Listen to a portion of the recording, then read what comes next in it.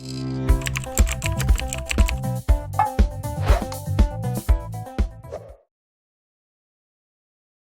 so h4 and queen g4. So we also continue with the typical continuation. The queen on g4 is really powerful. We already discussed this before. And now it's also the situation is that g7 pawn is hanging. And yeah, what can black do? Of course, castle is not possible, because then at least g takes h4, and white is very good. But the g7 is hanging, so for example, if h takes g3, then we can continue with knight h5. Of course, the immediate queen takes g7 is not good. It would be a bit greedy, because now we faces a very beautiful checkmate. Rook h1, king h1, queen h4 check, threatening checkmate on h2 if king g1, and if knight h3, thanks for this pin, queen takes h3 is working, and checkmate next. So of course queen g7 is a huge blunder, but after knight h5, white is better, because here we really can feel that he is undeveloped with these pieces, and white can continue the attack on the king side. If g6, then he weakened the dark squares. Knight g7, knight f6, both of them are really strong, especially knight g7, I think, because if king f8, then knight takes e6, it's a pretty finish. Or in case of if king e7, then bishop g5 is the winning. And if king d7, then I suppose we take on f7 followed by queen e6, and this is also hopeless for black. So yeah, so h takes g3, knight h5 would be very dangerous. So that's why black plays g6. Logical, because protect the g7 also, and prevent the knight h5, so he can't roll this square now. It's very funny, because actually we can feel that in every move, when white played, then we feel that, oh, white is very good, this is threatening, that is threatening. But when black plays, suddenly we see that, oh, black avoided well, and he has also several threats, so not really easy. Knight h3, exclamation mark, very, very deep move, but let's see why. Why, for example, the looks very promising knight takes e6 is not working here. The break throw will be not enough, because f takes e6, bishop a4 check, very smart move, because if queen takes e6, then simply queen e7, and white can't continue. So bishop a4 check. His idea is that if knight a4, queen e6, queen e7, then queen c8 check, and okay, at least perpetual checks. That is also already something. But knight 8 d7, this is good. And yeah, if queen takes e6, then queen e7, that's okay. Or if bishop g5, then bishop f5. Very important intermediate move, because bishop g5 seems to be a winning move. The queen has to go somewhere, and then queen takes e6, and we crush him completely.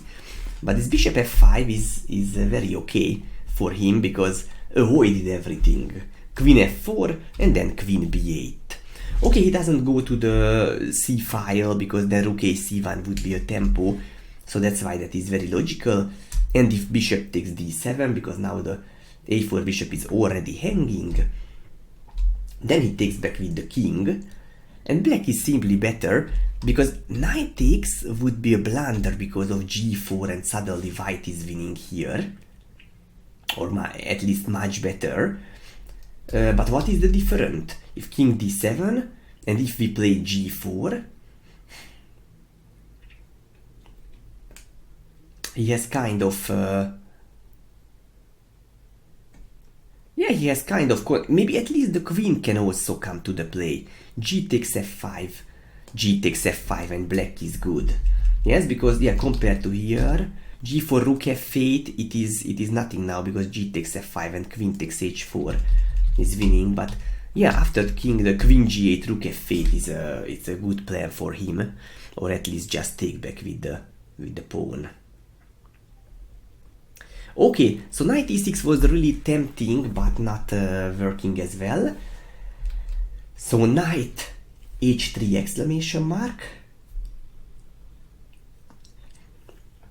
Actually, this is a multiple move, because threatening with bishop g5 also, and also knight g5. Sometimes even rook takes f7 also, king takes knight g5. So we are full of threats, that's why black plays bishop f5 and just close the f file here. Queen f3, we go back here, h takes g3, otherwise g4 would be already strong. Bishop g5, queen c7, rook a c1, knight c6, so we use out every important tempo. Queen takes g3, bishop takes h3. Yeah, because otherwise we already come with knight f4, so this knight will be active here.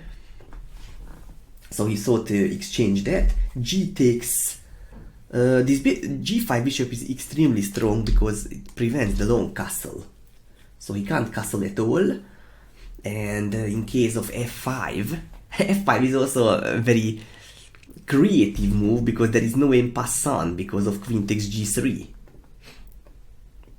So it's just saved the weak f7 pawn before, for example, the bishop or the rook goes to f6. But after h4, white's chances are also better because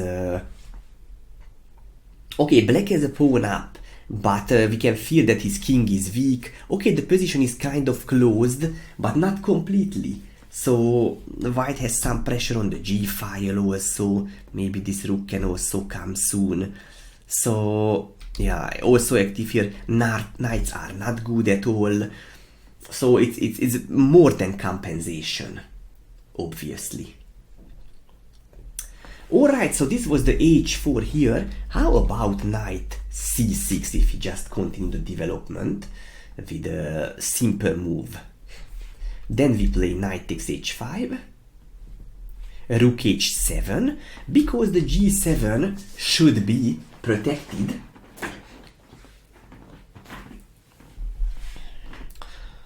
Yeah, so the g-pawn can move, because also the squares are weak here. Or king f8 is also very ugly, it's going the x-ray immediately of the rook. So rook h7, and we can continue with the same plan like before. Queen g4, threatening to take on g7. Bishop g6, he has to move back here. But I can also move back with knight f4. Bishop f5, queen d1, just go back here. Yeah, because knight is already not on h5, so the bishop can move. The bishop doesn't have to stand on g6. Moreover, that was hanging also, so actually he should do something with that. Queen d1 goes back here. Rook c8, and again a bit strange move coming already, second time in 3 moves, the knight h3, and again an exclamation mark. And yeah, we will come with simply g4. But why knight h3?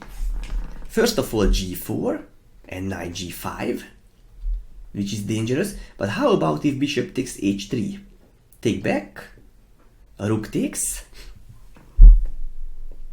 queen g4, continue the attack, rook h7, seems to be protect everything, but bishop g5, continue the development by tempo, queen, for example, d7, and okay, also, obviously we have a great compensation. How about just play a king g2 and prepare for rook h1 and attacking on the h-file?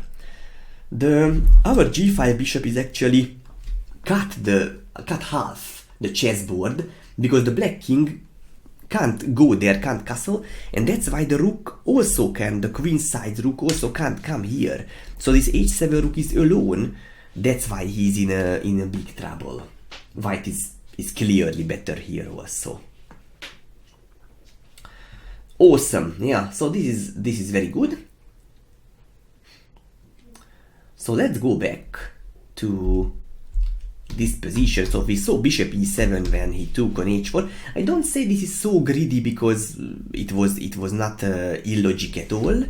But let's see how about knight c6 if we just continue the development. And the little surprising move coming goes back to knight ge2 because just recently we went to g3 and suddenly come back. So it's kind of surprise. But now we always have to be ready for the changing. We had to change, come back with the knight and try to attack here. So bishop went to g6, we prepare for knight f4 because the h5 is also weak. So it not means that once we went with the knight to g3 and then for a few moves we don't play. No, if we feel that we have to go with that is the correct move, let's play that. How about if f6, he tries to complicate the position, open up a little bit. Objectively this is not really good, but completely understandable. Knight f4, bishop f7. This was a game actually where white should have played e takes f6, queen takes f6, and goes back to e2. So knight is again already a third time goes to e2, because now it's also changed a bit. The bishop went from g6 to f7, and now bishop g5 is our plan. So we should prepare for this. Bishop e7. Moreover, we again have a nice creative continuation with rook h3 exclamation mark. What is the point of that? Activate the rook from the third rank. So it's also a really nice move. Creative move also. We don't castle. Instead, the rook will be really active. Not immediately, because still the h4 will be hanging, but for example after bishop g5, rook g3 can be good, and it can make some problems for him.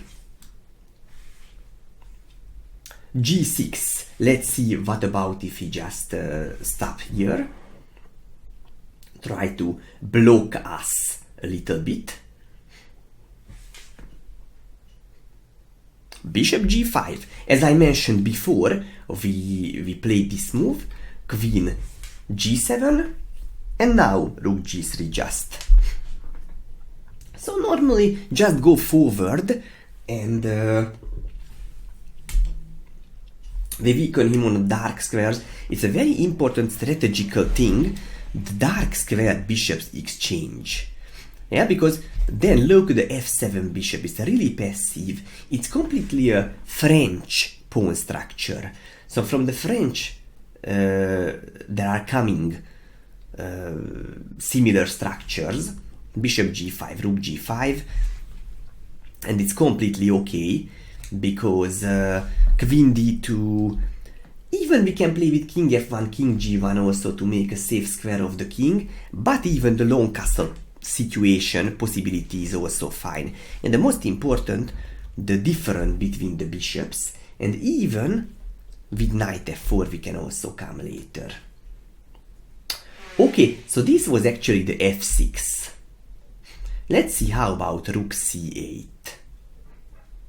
g3. Yes, why g3?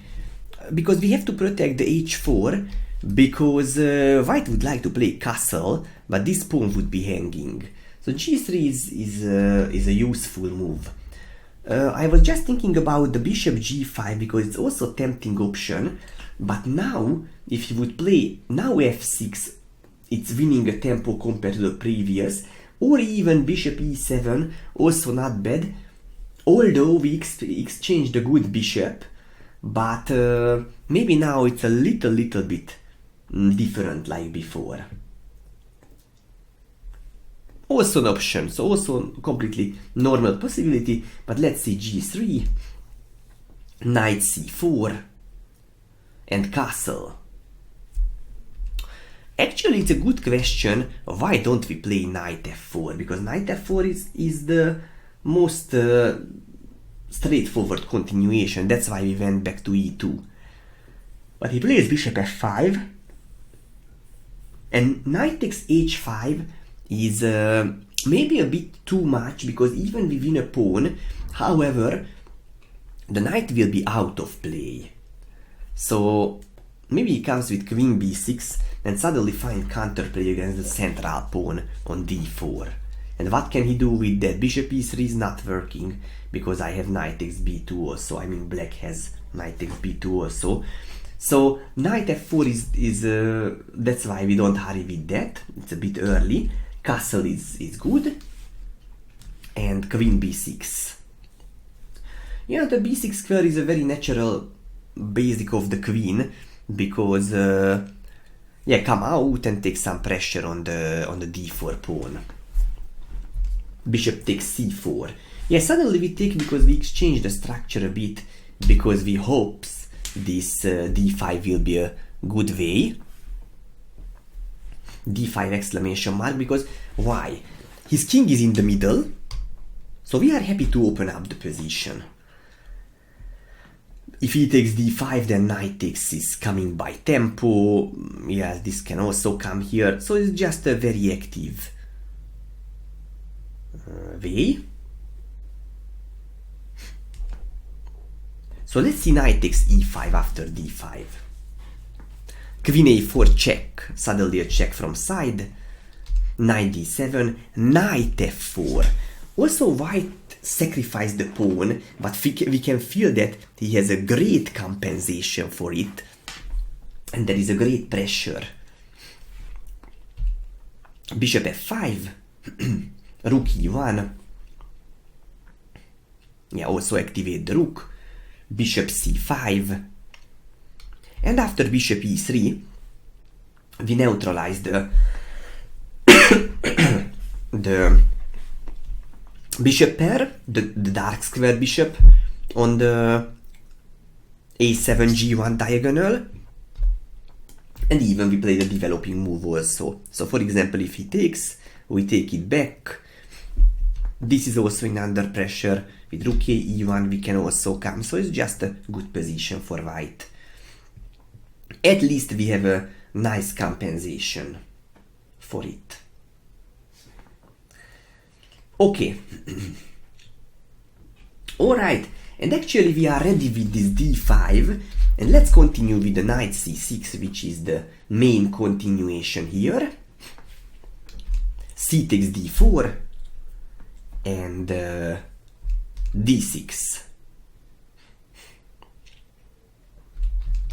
In case of d5, we had already a similar position here where we played bishop c2, which is actually wasn't bad, but in this move order we can analyze the knight c3 also. E takes d6 and pass on, of course we don't want, because we will have an isolated pawn. He takes back with the queen, so knight c3 is more natural continuation.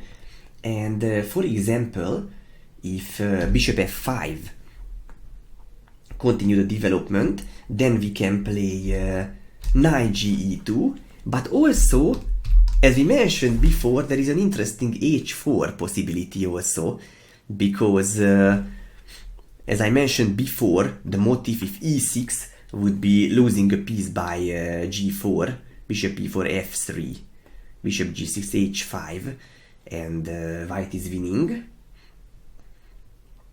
So after h4 probably he should play kind of h6 or h5, maybe h5 is more typical.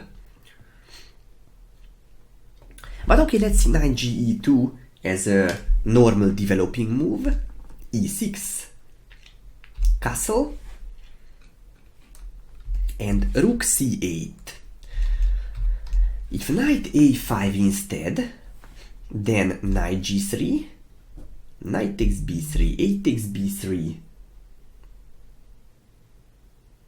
Yeah, we also take back with the a pawn as we saw before, and bishop g6. Yeah, black seems to be safe now.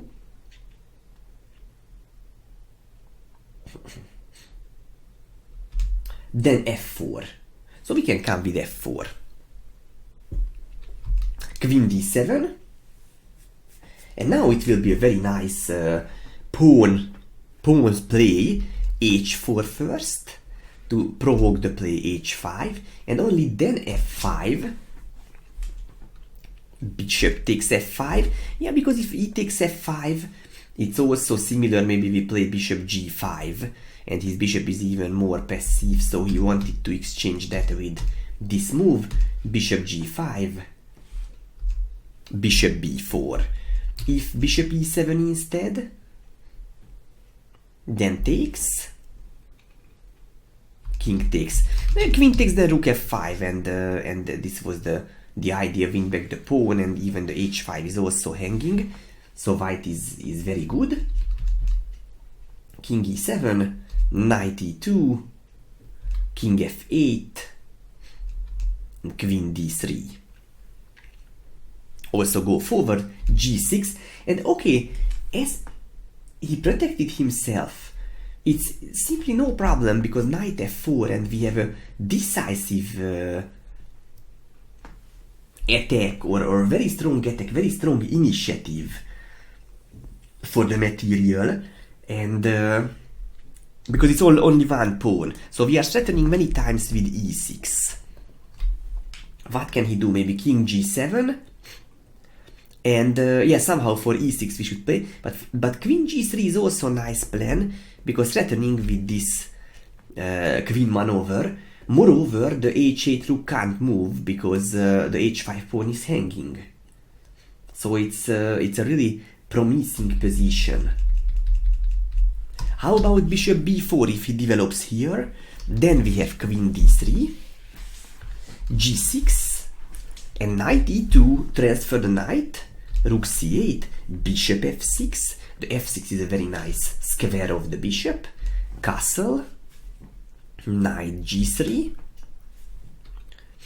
rook c6, and black seems to be protected, but right now maybe we have an excellent continuation. Rook takes f5, double exclamation mark. It's a brilliant rook sacrifice for the strong attack. G takes, knight takes. Now we are threatening with checkmate here. So rook takes f6, it's forced, he has to sacrifice back something. Bishop d6, because now he controls the g3 square. Rook f1, queen e6, queen d2, another smart move. Prepare for queen g5. Before it was not working because the f5 knight was hanging, so we must play rook f1 first, but now it's good. Of course the pawn he can't take because knight h6 check, and we win the queen. Or even rook c8, then we have queen h6, bishop f8, and we also win his queen with knight e7 check, queen e7, queen g5 check. Important intermediate move, usually these are decided the games. And f takes e7 and win the queen, and black has to resign. Okay, so this was the knight a5, which gets a good initiative for white after knight g3. Let's see rook c8 as a more natural developing continuation. Knight g3, bishop g6, bishop e3, this similar we saw already, and bishop e7. If bishop b4 instead, then knight ce2, so the similar maneuver we play towards f4, castle, knight f4, and a5. Knight a5 is dubious again. Knight a5 is so tempting move to gain the bishop pair and take this b3 bishop, but now it's bad again because knight g6, h takes g6, bishop c2. Of course the intermediate knight takes b3 was not working because queen takes back and the bishop is hanging. So and now he saved that, and again this bishop c1 which we saw previously, and we are happy for this. Bishops are controlling every important penetration squares, the pawn is also like that, and in a long turn with b3 we will chase away the knight, so white is clearly better here. So knight a5 couldn't take the bishop here. Let's see how about a5. Knight takes g6. Of course after some time we would like to take that. H takes. If f takes g6, first of all it's a logical move because open up the f file for his own rook. However, it's the pawn structure will be even worse, especially because of the e6. So a3, bishop e7, queen g4 we can come, queen d7 and h4, exclamation mark, and white has a strong attack here. Okay, so h takes g6, knight e2, bishop e7, a3, knight c4, bishop takes c4, d takes c4. It's rare when we take, but now bishop c1 will be, I think, a bit slow. Maybe also possible. I think the general idea was takes and queen a4 to stop the b5 and create some attack here. But I think bishop c1 is also okay, as in the previous variations. Okay. How about bishop e7 instead of the bishop b4? Knight h5. This is also a plan to activate the knight from h5. Now the g7 is hanging, so castles, knight f4. On h5 the knight was already not useful, and the queen should always stand here to protect it. So that's why knight f4, knight a5, same idea, knight takes g6, h takes g6, and bishop c2 as before, and the white is a bit more comfortable. Yes, minimum slightly better also. Okay, very good. So let's see the main continuation, d6 instead of d5. e6 exclamation mark. F takes e6. e6 is a very nice sacrifice. Of course bishop e6 is not working as d5 and a fork, but after f takes e6 it's black's pawn structure and the light squares became very weak. Knight f3, g6 and h4.